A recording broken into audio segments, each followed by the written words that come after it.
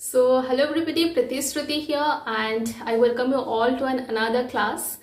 I hope you all are doing well, सब बढ़िया होंगे and no doubt अगर आप लोग बढ़िया होंगे तो पढ़ाई भी अच्छी चल रही होगी, क्योंकि जब हम फिट रहते हैं तो हमारी पढ़ाई भी ऑटोमेटिकली फिट हो जाती है ना।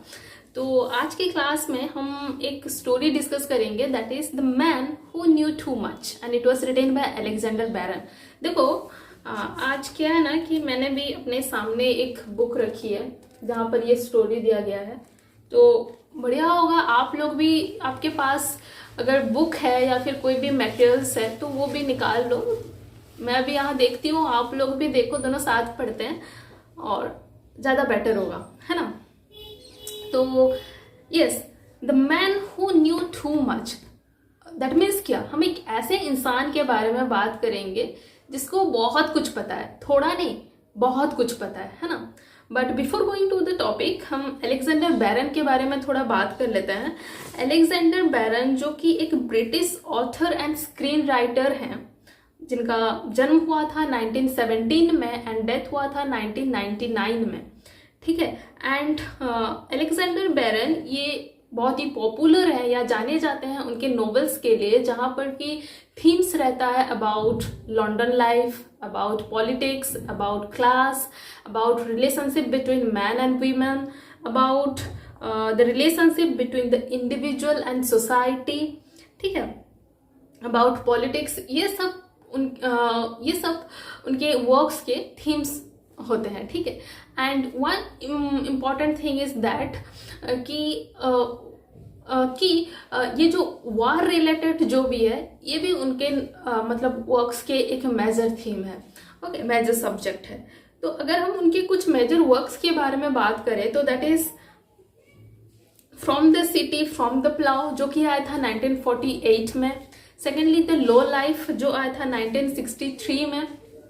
And another one is there is no home and the human kind, okay. And one thing is that ये जो मैंने तीन नाम बताया, that from the city from the plough, the low life and there is no home and the human kind, ये जो मैंने तीन वर्क्स बताए इनको अलेक्जेंडर बैरन के वार ट्रायलॉजी के हिसाब से भी जाना जाता है, ठीक है ना। तो इसके लिए अलेक्जेंडर बैरन जो है ये बहुत ही पॉपुलर है।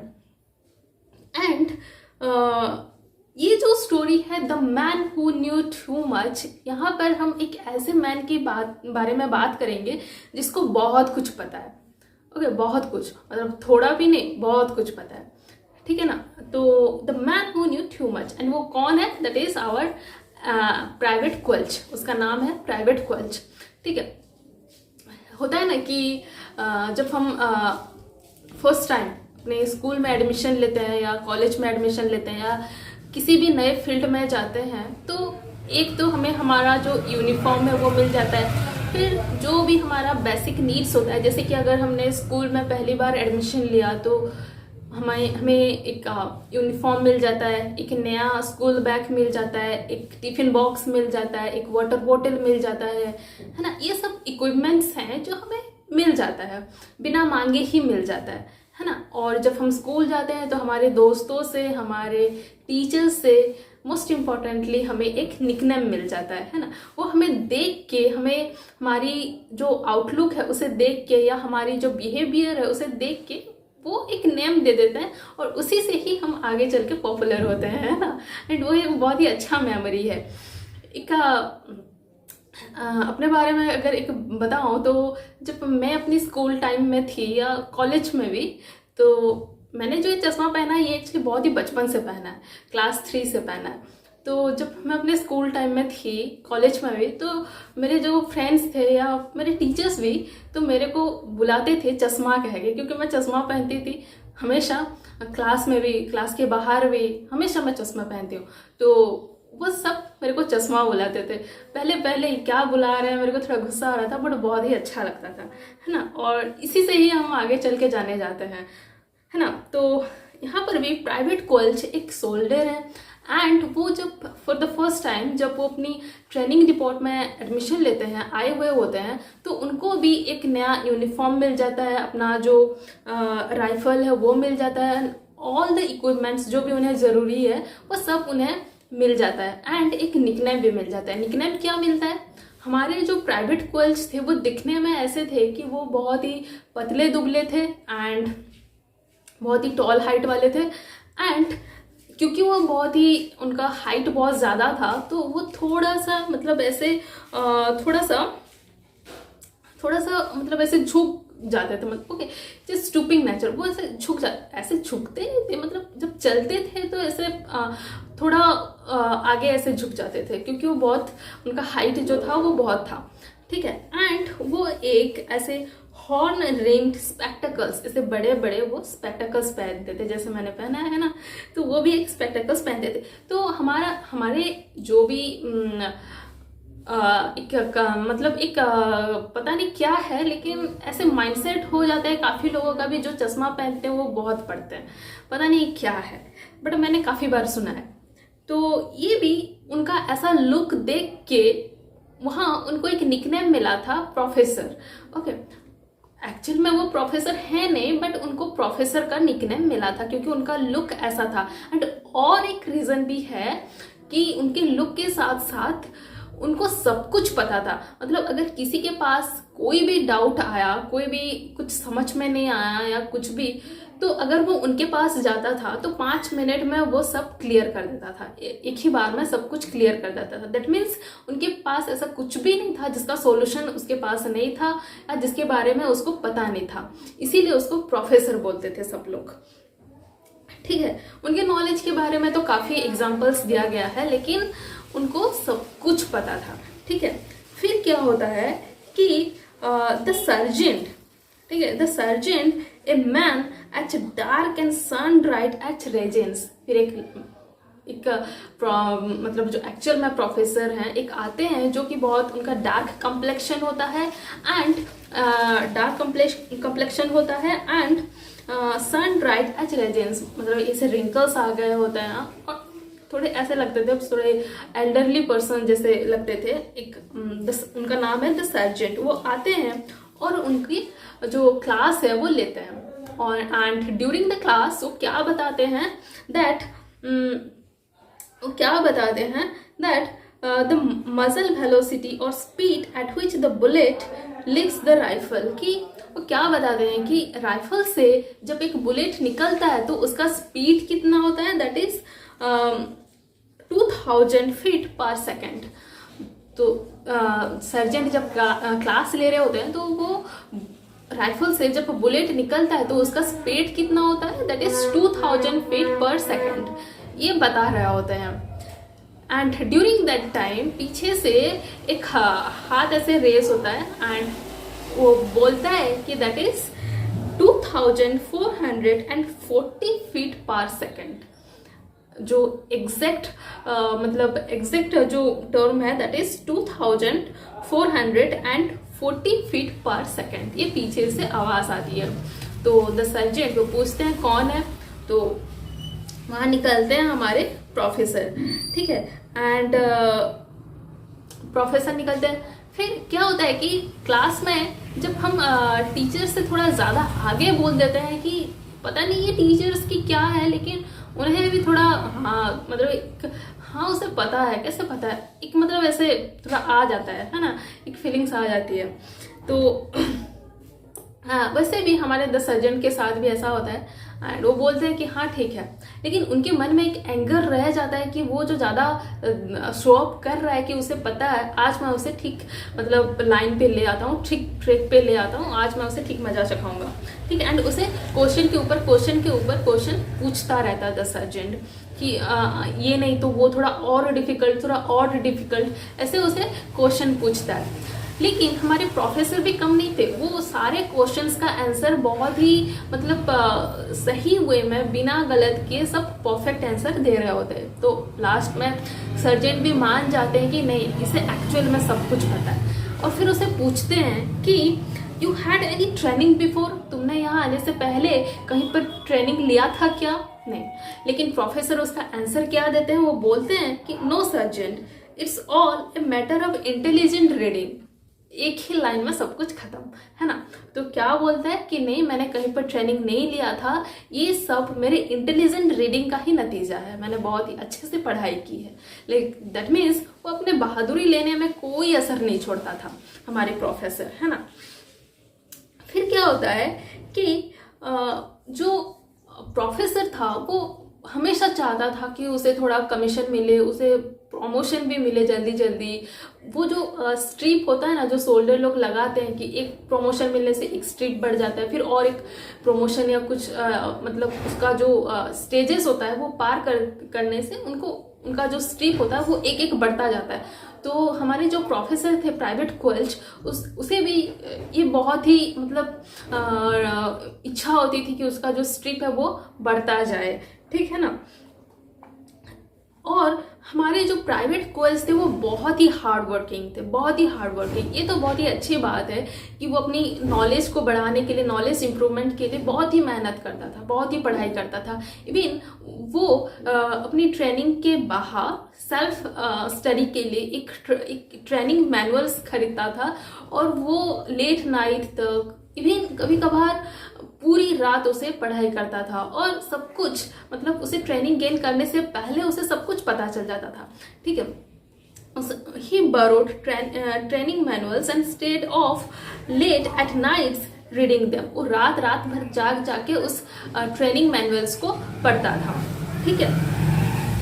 और फिर क्या है, और एक सीन है कि उनके ट्रेनिंग के दौरान जब उनका मार्च ऑन होता था, जब वो ऐसे अपनी दौड़ में जाते थे, तो आफ्टर क्या दिया है कि आफ्टर 30 माइल्स मार्च करने के बाद भी जब बाकी सोल्जर सब थोड़ा थक जाते थे, थोड़ा टायर्ड फील करते थे, ड्यूरिंग दैट टाइम हमारे जो प्राइवेट क्वेल्स थे वो क्या बोलते थे कि what about a song chaps, क्या बोलते हो, एक गाना हो जाए, ऐसा वो बोलते थे। तो ये जो बाकी सोल्जर्स थे वो उनके ऊपर, उनके फीलिंग्स के ऊपर थोड़ा नेगेटिव इम्पैक्ट पकाता था एक्चुअली, ओके। ये मतलब आप बहुत थक गए हो, आप बहुत टायर्ड फील कर रहे हो, और उस टाइम अगर कोई बोले कि 2 कदम और चल लें, तो आपको कैसा लगेगा? आप पोलाइटली उसे रिसीव करोगे? कभी नहीं करोगे ना। तो हमारे जो प्राइवेट कोल्स थे वो ऐसा ही थे, वो हमेशा खुद को मतलब दिखाने में, खुद को बड़ा दिखाने में कोई असर नहीं छोड़ते थे। 30 माइल्स चलने के बाद भी जब सोल्जर्स थक जाते थे तो प्राइवेट कोल्स बोलते थे क्या गाना हो जाए, गाना खेल ले। तो ये हमारे बाकी सोल्जर्स को पसंद नहीं आता था, ठीक है।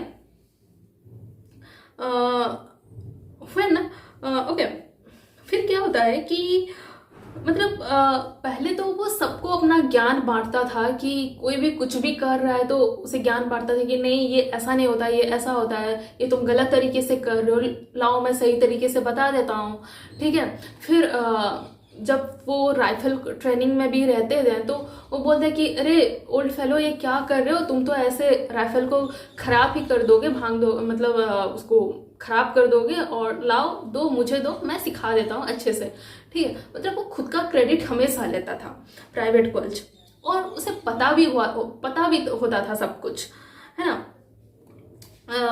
और फिर जो इसीलिए वहाँ जो बाकी सोल्जर्स थे, उसके पीयर्स ग्रुप्स जो बाकी थे, they try to hit back at him with clumsy sarcasms and practical jokes.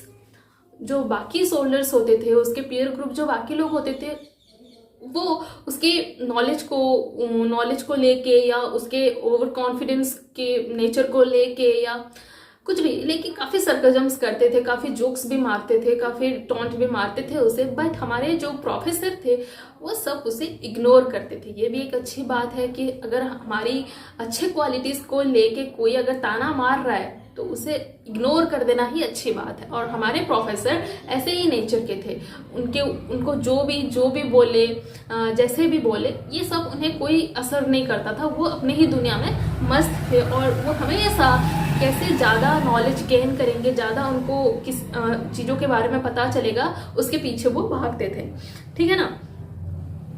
Okay, और एक दिन क्या होता है कि और एक दिन का सीन है कि सुबह से लेके बाकी सोल्जर्स भी सब मिल के अपना जो हट है उसे साफ करते थे, क्लीन करते थे। ओके, एंड जब उनके ट्रेनर या उनके गाइड जब आते हैं एंड पूछते हैं वाह ये तो बहुत ही अच्छी बात है, तुमने बहुत अच्छे से क्लीन किया है, ओके, एंड उनको प्रेस करते हैं, तब हमारे प्राइवेट कॉलेज क्या करते हैं, सब तो एक पोलाइट वे में बोलते हैं, लेकिन हमारे जो प्राइवेट कॉलेज होते हैं वो थोड़ा बोलते हैं थैंक यू सर, मतलब थोड़ा लाउड वॉइस में बोलते हैं, अपनी जैसे कि वो अपनी सुपेरियोरिटी शो कर रहे हैं, है ना।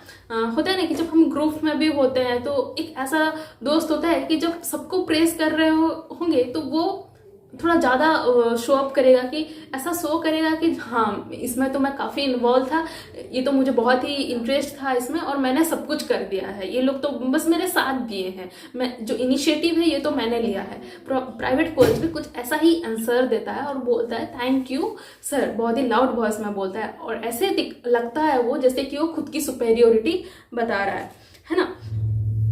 और क्या होता है, एक बार ऐसे फील्ड में सब खड़े हुए होते हैं, बाकी सोल्जर्स भी सब खड़े हुए होते हैं, वहाँ हमारे प्रोफेसर भी होते हैं, तो ऊपर से एक ड्रोन प्लेन जा रहा होता है, तो बाकी लोग ऐसे देखते हैं कि अरे ये कौन सा प्लेन है, क्या नाम है इसका, सब ऐसे देख रहे होते हैं और क्लाउड की वजह से वो देख नहीं पा रहे होते अच्छे से। लेकिन हमारे जो प्रोफेसर हैं उन्होंने एक छोटा सा माइनर ग्लैंस भी नहीं लिया उसका और उन्होंने बता दिया कि ये एक नॉर्थ अमेरिकन हार्वर्ड ट्रेनर है, बिना देखे ही। फिर बाकी लोग पूछते हैं कि तुमने कैसे इसका नाम बता दिया, तुमने तो एक बार देखा भी नहीं। फिर जो प्रोफेसर है वो बोलता है कि मैंने अच्छे से ट्रेन किया है, बहुत अच्छे से पढ़ाई की है और मैं इसके जो इंजन का जो साउंड है इसे सुन के ही मैं बता सकता हूँ कि कौन सा प्लेन है और कैसा है, ठीक है। तो दैट मीन्स आप समझ सकते हो कि हमारे प्रोफेसर को कितनी ज्ञान थी, ठीक है ना, कितनी मतलब क्लीन नॉलेज थी। ओके, देन फिर एक हमारे नए ट्रेनर की एंट्री होती है, दैट इज कॉर्पोरल टॉर्नबल, ठीक है, कॉर्पोरल टॉर्नबल उनकी एंट्री होती है। एंड एक दिन क्या होता है, ओके, एंड एक दिन क्या होता कब एंट्री होती है, जब सारे सोल्जर्स विथ हमारे प्रोफेसर सब एक समर इवनिंग में बाहर में एक घास के ऊपर बैठे हुए होते हैं एंड तब आते हैं हमारे कॉर्पोरल टॉर्नबल एंड उनकी एक क्लास में वो बताते हैं हमारे हैंड ग्रेनेड के बारे में। ओके, जब वो हैंड ग्रेनेड के बारे में बता रहे होते हैं तो वो बता रहे होते हैं कि उसका जो आउटर लुक होता है वो काफ़ी सेगमेंट्स में डिवाइड किया गया होता है। तो वो तो बोलते हैं कि काफ़ी सेगमेंट्स में डिवाइडेड होता है जो हैंड ग्रेनेड का आउटर पार्ट है। लेकिन जब वो उतना ही बोले हुए होते हैं तो पीछे से फिर से हैंड रेस होता है और एक आवाज़ आती है, कैंसर आती है, and that is no other than our professor. फिर वो बोलते हैं कि दैट इज 44, ओके, 44 सेगमेंट्स। वो कितने सेगमेंट्स में डिवाइडेड होता है, 44 सेगमेंट्स। फिर जो कॉर्पोरल टॉर्नबल होता है वो बोलते हैं दैट्स राइट, सही आंसर है। एंड वो भी थोड़ा, एंड जो हमारे कॉर्पोरल टॉर्नबल थे वो बहुत ही स्ट्रिक्ट एंड बहुत ही टफ आदमी थे, मतलब उनको कुछ बोलना, उनके सामने कुछ बोलना ये बहुत ही चैलेंजिंग बात है, कोई हिम्मत भी नहीं करता था। लेकिन हमारे प्रोफेसर, उनको किसी चीज़ का डर नहीं था, वो अपनी नॉलेज शो करने के लिए कहीं भी कुछ भी वो बोलते हैं, ठीक है ना। तो वो बोलते हैं 44 सेगमेंट्स। फिर हमारे कॉर्पोरल टॉर्नबल को वो बोलते हैं कि आप इसके बारे में बताने से पहले, मतलब हैंड ग्रेनेड के बारे में बताने से पहले, shouldn't you have started off with the 5 characteristics of the grenade? तुम ग्रेनेड के 5 जो कैरेक्टरिस्टिक्स हैं उसे बताना क्या जरूरी नहीं समझते हो? अगर आप आपके टीचर्स को कहोगे कि इसे बताने से पहले आप इसके 5 कैरेक्टरिस्टिक्स बताने के जरूरी नहीं समझते हो, पहले ये बता देते, तो obviously it's insult for the teacher ना, ये टीचर के प्रति इंसल्ट हुआ।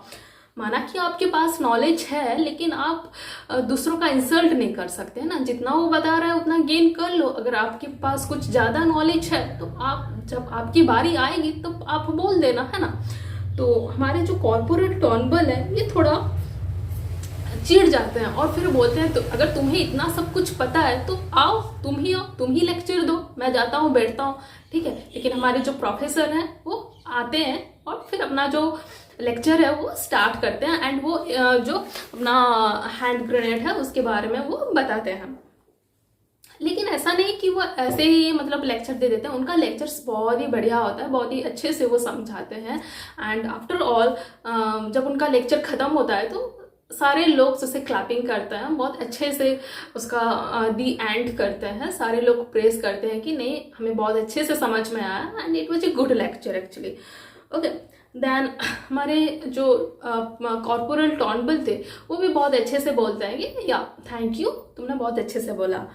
फिर एक दिन क्या होता है लास्टली कि एक दिन सारे सोल्जर्स और बाकी जो उनके ट्रेनर थे सब खड़े हुए होते हैं, सब फील्ड में हुए होते हैं, हमारे प्रोफेसर्स भी होते हैं, प्रोफेसर भी होते हैं एंड वहाँ एक अनाउंसमेंट करना होता है।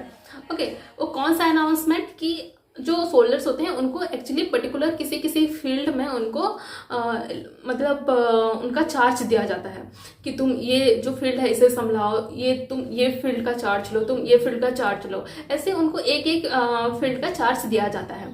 तो सबके माइंड में तो ऐसा ही था कि ना प्रोफेसर को एक बहुत ही अच्छा पोजीशन मिलेगा, उसे बहुत ही एक अच्छा रैंक मिलेगा, उसका प्रमोशन तो होके ही रहेगा किसी बड़े सेक्टर में।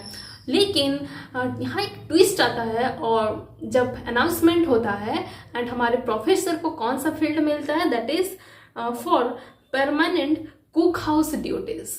उसे एक परमानेंट कुक हाउस ड्यूटीज में उसे उसका चार्ज दिया जाता है, उसे वो उस दिन से उसी को मतलब उसका चार्ज लेगा, ठीक है। एंड यहीं पे हमारा जो ये स्टोरी है इसका दी एंड हो जाता है। लेकिन और एक दिन आता है कि जब यहाँ पर आई जो बोला गया है दैट इज अबाउट अलेक्जेंडर बैरन, ठीक है। तो वो और उनके एक दोस्त ट्रोयर, उसका नाम है ट्रोयर, वो उस मतलब किचन के सामने से वो गुजर रहे होते हैं। ओके, तो जब वो किचन के सामने से गुजर रहे होते हैं तब वो देखते हैं कि जो हमारे प्रोफेसर हैं वो उनके सामने ऐसे 3 कुक को खड़े किए हैं, 3 कुक उनके पास हैं एंड वो उन्हें समझा रहे हैं कि अरे तुम ये क्या बहुत ही अनहाइजीनिक वे में ये पोटैटो जो है इसे पील कर रहे हो, ठीक है। ये बहुत ही मतलब unscientific and unhygienic method of piling potatoes. ये जो पोटैटोस है इसे बहुत ही अनसाइंटिफिक एंड अनहाइजीनिक वे में तुम पील कर रहे हो, तुम जो खाने में ये जो दे रहे हो ये तो सब वेस्ट है, यहाँ कुछ वैल्यू विटामिन की ऐड नहीं कर रहे हो तुम, विटामिन की बहुत लैक हो रही है। ये सब ज्ञान बांटता रहता था, ओके, बांट रहा होता है। तो जब मैं और मेरे दोस्त ट्रोयर ये देखते हैं तो कुछ नहीं, बस एक थोड़ा सा हल्का सा स्माइल देके हम वो क्रॉस कर जाते हैं एंड यहाँ पे ये स्टोरी की, ठीक है।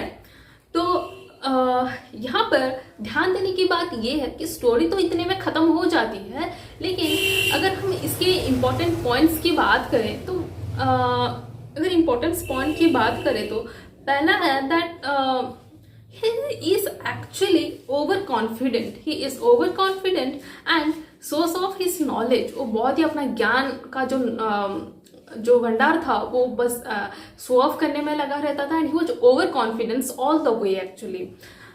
And too much showing off can make others dislike you. Okay, ज़्यादा शो ऑफ करना, ज़्यादा ओवर कॉन्फिडेंस शो करना, ये ऐसा हो सकता है कि मतलब अदर्स बाकी लोग हमें पसंद ना करें, ये है उसका एक पॉइंट। फिर दूसरा पॉइंट ये है कि humility is important even when a person knows a lot. अगर हमें बहुत कुछ पता है तो ये तो एक अच्छी बात है, अगर हमें सब कुछ पता है, अगर हमें बहुत सब कुछ पता है, अगर हमारे पास बहुत नॉलेज है तो वो तो एक अच्छी बात है, लेकिन वो एनफ नहीं है, वो हमें एक सक्सेसफुल आदमी नहीं बनाता है। सिर्फ knowledge can't makes us a good man actually. उसका जो ह्यूमिलिटी, जो विनम्रता है, ये हमें एक्चुअल में एक अच्छा इंसान बनाता है ना। मतलब सिर्फ नॉलेज से हमें कोई प्रेस नहीं करेगा या कोई हमें सक्सेस जो वर्ड है ये हासिल नहीं होगा, ठीक है। जो विनम्रता होती है बहुत ही इम्पॉर्टेंट होती है हमारे लाइफ में। मतलब हम सक्सेस तो हो जाते हैं बट लाइफ में हम सक्सेस नहीं हो पाते हैं अगर हमारे पास ये सारे क्वालिटीज नहीं होते हैं। देन और एक point is important, that is if someone tries to correct others all the time it can hurt their feelings. अगर हम हमेशा दूसरों को सुधारते रहेंगे, उसको कंप्लेन करते रहेंगे कि नहीं तेरे से ये नहीं हो रहा है, इसमें तो गलत है, ये ऐसा होगा, ये ऐसा नहीं होगा, अगर हमेशा उसको सुधारते रहेंगे, अगर ताना मारते रहेंगे तो it will hurt his feelings, ये उसकी फीलिंग्स को काफी आघात पहुंचाएगा। रैदर ये एक मतलब अगर कोई गलती भी कर रहा है, मतलब कोई सीख रहा है और गलती भी कर रहा है, तब भी हम कह सकते हैं कि अरे तुमने बहुत अच्छा ट्राई किया बट ये ऐसे नहीं होगा, इसे थोड़ा तुम और बेटर कर सकते हो, इस वे में करो। मतलब एक बोलने का तरीका होता है, ऐसा नहीं कि हम उसको सिखाने के चक्कर में अपना जो ज्ञान है उसे दिखाएंगे, है ना। उसे सिखाओ, अच्छी बात है, उसे नई चीजों को बताओ, अगर किसी को नहीं आ रहा है तो उसे सिखाना इज इम्पॉर्टेंट, बट उसे सिखाने के चक्कर में हम अपना नॉलेज को शो नहीं करेंगे। हमारा मोटिव उसे सिखाना है, हमारा नॉलेज शो करना नहीं है, ठीक है। अगर हम ऐसा करते हैं तो ये सामने मतलब पर्सन को बुरा लग सकता है, नहीं लगेगा, है ना।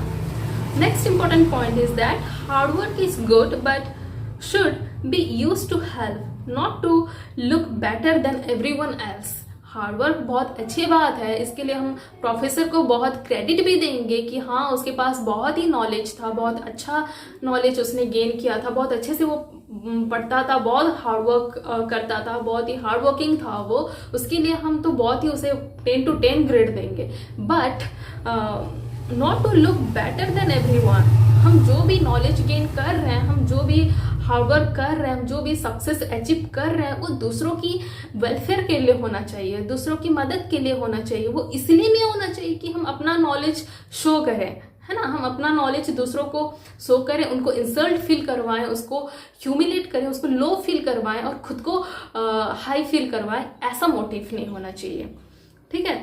लेकिन हमारे प्रोफेसर का ऐसा ही होता था। Next important point is that over confidence and pride often lead to trouble. हमारा जो ओवर कॉन्फिडेंस होता है या फिर जो प्राइड होता है, ये ऑफन लीड्स टू ट्रबल, ये काफ़ी बार हमें मुसीबत में पकाता है।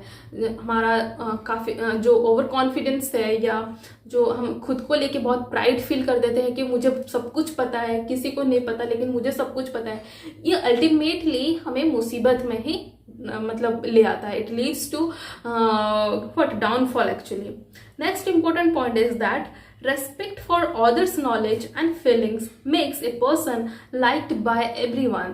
Okay, हम खुद के पास तो नॉलेज है वो अच्छी बात है, लेकिन दूसरों के पास भी जितना है, मतलब खुद से थोड़ा ज्यादा होगा या कम होगा, दैट इज द थिंग ना। लेकिन उसके पास भी जितना नॉलेज है उसको हम रेस्पेक्ट करें, उसके थॉट को रिस्पेक्ट करें, उसके फीलिंग्स को रिस्पेक्ट करें। And that is the thing कि जब हम दूसरों को भी रेस्पेक्ट करते हैं, दूसरों की सोच को भी रेस्पेक्ट करते हैं, तब जाके हम सबसे हमें प्यार मिलता है and we are liked by all actually.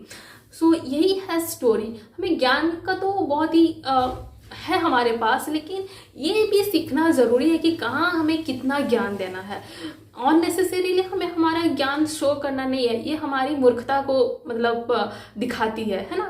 और ये भी इम्पॉर्टेंट है कि अगर हम कहीं पर कुछ बोल रहे हैं, अपना ज्ञान दे रहे हैं, तो जितना लिमिट है उसका उतने में ही उसको रखना चाहिए। अगर हम ज़्यादा बोलते जाएंगे तो ये भी एक हमारा अच्छा हैबिट नहीं है एक्चुअली, एंड ये हमारी फुलिशनेस को शो करती है। इसीलिए it is important to know कि where to stop actually.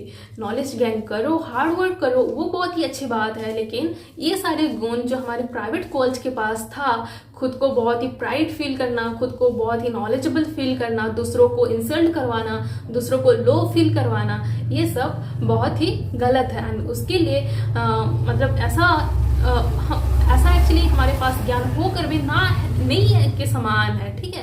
And उसका पनिशमेंट भी हमारे जो प्रोफेसर थे उनको मिल जाता है ना। वो जो बहुत ही एक हायर पोजीशन की मतलब विश में थे, अल्टीमेटली उन्हें एक कुक डिपार्टमेंट में मिल जाता है। तो आई होप कि आपको स्टोरी बहुत ही अच्छे से समझ में आया होगा। स्टिल अगर कहीं पर भी कोई कंफ्यूजन रह जाती है तो आप बेझिझक कमेंट बॉक्स में बता सकते हो। एंड यस, जो भी नए हो चैनल में, एक सब्सक्राइब कर देना, एक लाइक कर देना एंड अपने दोस्तों के साथ शेयर भी कर देना। एंड यस, आज की एक ज़रूरत है आपको मेरे चैनल में, मतलब मेरे को भी बहुत ही ज़रूरत है चैनल को ग्रो करने में। तो यस, आप चैनल को सब्सक्राइब कर दो अगर नए हो तो, एक सपोर्ट की ज़रूरत है। एंड यस, सिर्फ सब्सक्राइब मत कर देना, बेल आइकन को भी टिक कर देना, ताकि जब भी मैं कोई नई वीडियोस डालूं तो आपके पास नोटिफिकेशंस भी आ जाए, ठीक है ना। तो आज के लिए बस इतना ही, फिर मिलते हैं नेक्स्ट वीडियो में। Till then stay tune and thank you so much.